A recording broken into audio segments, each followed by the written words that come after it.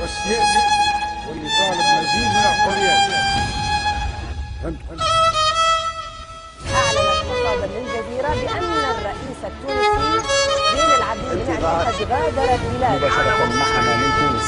إنقاذ تونس اليوم واجب وطني لا جدال فيه. في هذه التغطية الجيش تحمل المسؤولية، عليكم أن تحافظوا على الأمن.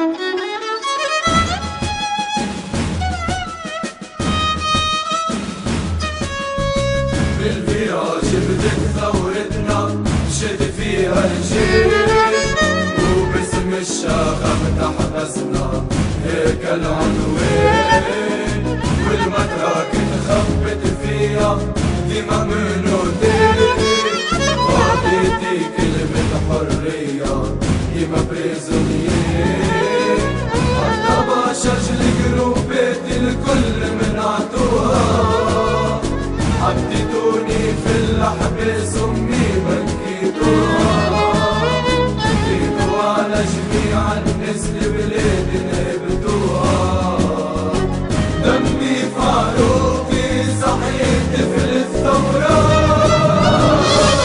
الكلاشي باللي مساجة سيابي، فرصة عليكم البراج ونكراكي،